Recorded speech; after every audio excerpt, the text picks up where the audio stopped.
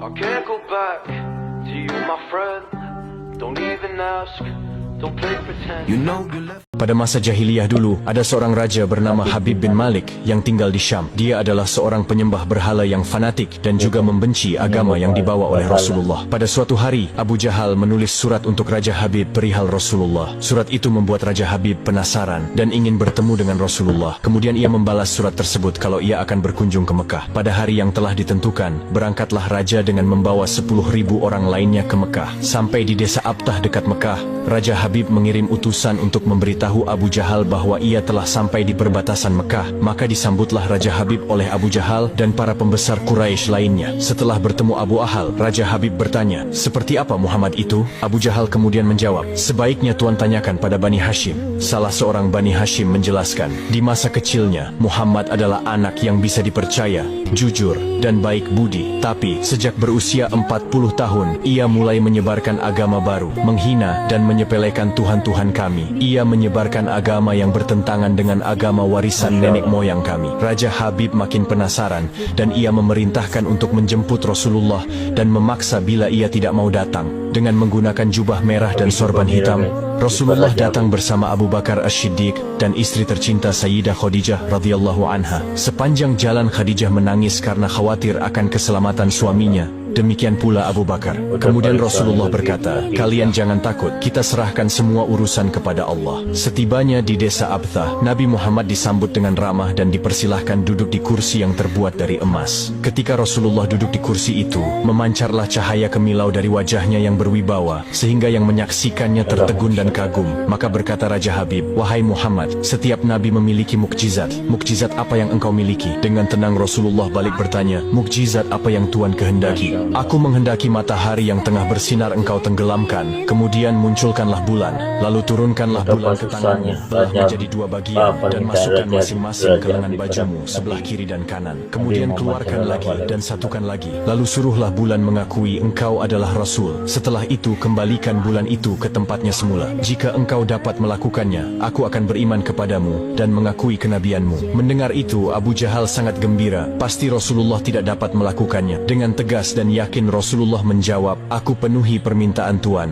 Kemudian Rasulullah berjalan ke arah Gunung Abi Qubaish dan sholat 2 rakaat. Usai sholat, beliau berdoa dengan menengadahkan tangan tinggi-tinggi agar permintaan Raja Habib terpenuhi. Seketika itu juga, tanpa diketahui oleh siapapun, turunlah 12.000 malaikat. Maka berkatalah malaikat Jibril, "Wahai Rasulullah, Allah menyampaikan salam kepadamu dan berfirman, wahai kekasihku, janganlah engkau takut dan ragu. Sesungguhnya aku senantiasa bersamamu. Aku telah menetapkan keputusanku sejak zaman azali tentang permintaan Habib bin Malik. Pergilah engkau kepadanya untuk membuktikan kerasulanmu. Sesungguhnya Allah yang menjalankan matahari dan bulan serta mengganti siang dengan malam." Untuk diketahui, Habib bin Malik mempunyai seorang putri cacat, tidak memiliki kaki dan tangan, kemudian matanya buta. Allah menyembuhkan anak itu sehingga bisa berjalan, meraba dan melihat. Lalu bergegaslah Rasulullah turun menjumpai orang kafir Quraisy. Sementara bias cahaya kenabian yang memantul dari wajahnya semakin bersinar. Ketika itu matahari telah beranjak senja. Matahari hampir tenggelam sehingga suasananya remang-remang. Tak lama kemudian Rasulullah berdoa agar bulan segera terbit. Maka terbitlah bulan dengan sinar yang benderang. Lalu dengan 2 jari Rasulullah mengisyaratkan agar bulan itu turun kepadanya.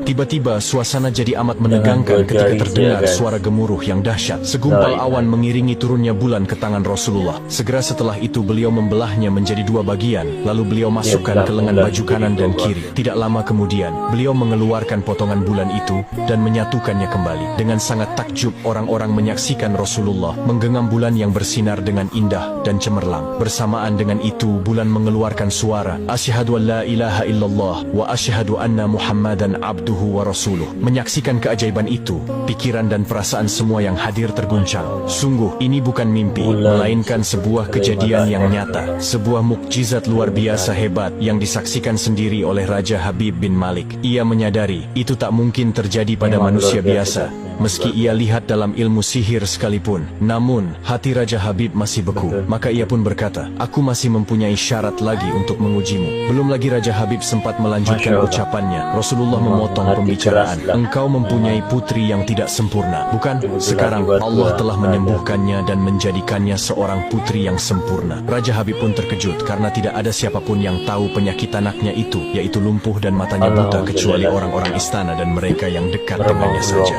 Mendengar itu, betapa gembiranya hati Raja Habib. Spontan ia pun berdiri dan berseru, "Hai penduduk Mekah, kalian yang telah beriman jangan kembali kafir, karena tidak ada lagi yang perlu diragukan. Ketahuilah, sesungguhnya aku bersaksi, tiada Tuhan selain Allah dan tiada sekutu baginya. Dan aku bersaksi sesungguhnya Muhammad adalah utusan dan hambanya." Melihat semua itu, Abu Jahal jengkel dan marah. Dengan emosi dia berkata kepada Raja Habib, "Wahai Raja Habib, engkau beriman kepada tukang sihir ini hanya karena menyaksikan kehebatan sihirnya?"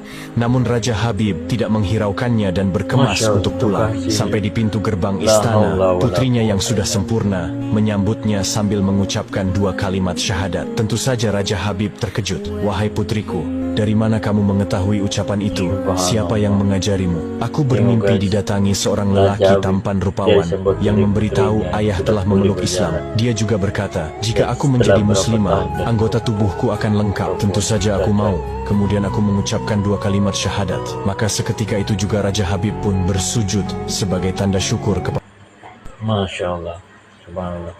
Dengan 2 kalimat syahadat dia sembuh. So, itulah sebuah kisah Nabi Muhammad SAW. Setelah Raja Habib meminta dia untuk tunjukkan berapa betapa hebat Nabi Muhammad melalui mukjizat yang dia ada ataupun Allah izinkan dia. So, sampai di sini saja guys. Kita tidak payah ulas banyak sangat. Oke guys, assalamualaikum. Bye bye. Jangan lupa share, like, komen pada video seterusnya. Bye. Assalamualaikum.